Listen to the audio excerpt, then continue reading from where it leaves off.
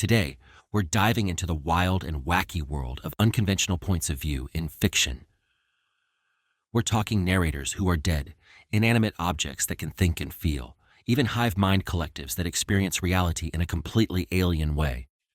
Buckle up, because this is going to be a mind-bending ride. Have you ever picked up a book and realized, wait a minute, this story is being told by a ghost? Or a sentient tea kettle? It can be a total shock to the system, right? But here's the thing. When done well, these unusual POVs can crack open our understanding of what fiction can do. They can challenge our assumptions, make us see the world in a totally new light, and even redefine the boundaries of storytelling itself. So, why would an author choose to take such a daring leap into the unknown? What's the payoff for all that risk? Well, let's take a closer look. Imagine you're reading a story about a dysfunctional family, and each chapter is narrated by a different family member. Pretty standard stuff, right? But then, suddenly, you turn the page and find yourself in the mind of the family dog. And this isn't just a cute gimmick. Through the dog's eyes, you start to see hidden dynamics and unspoken tensions that the human characters are too close to perceive. It's like shining a blacklight on the story and revealing a secret layer of meaning. That's the power of unconventional POVs. They can offer startling insights and unexpected moments of empathy. By jolting us out of our normal way of seeing things, they can make the familiar feel fresh and the strange feel deeply relatable.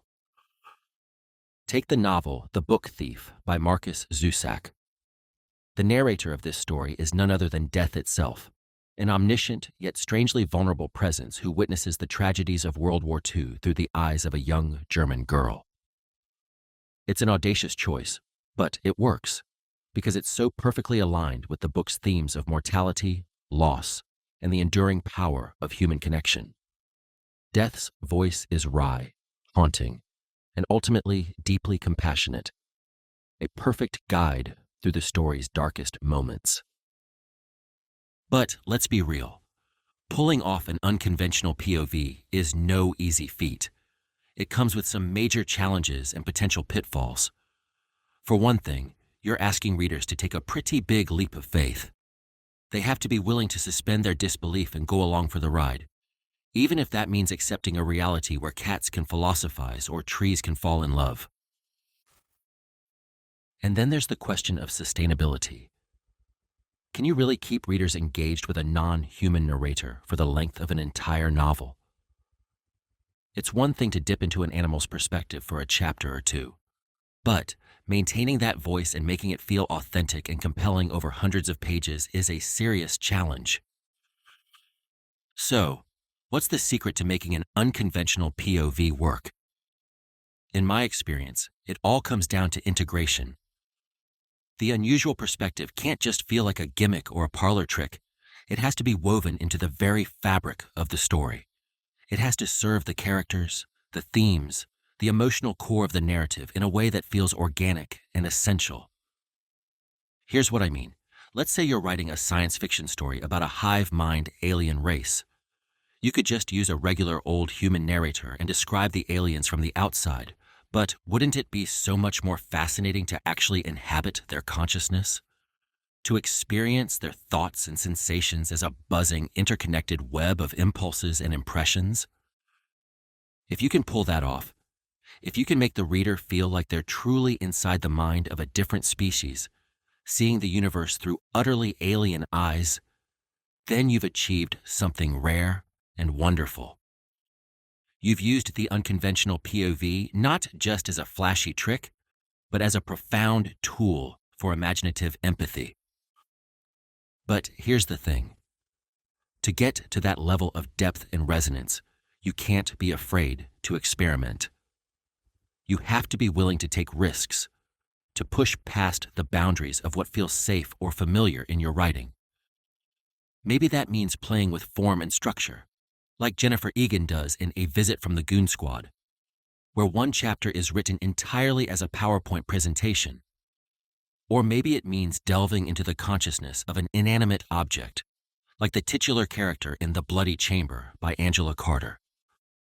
The key is to always ground your experimentation in the story's emotional truth.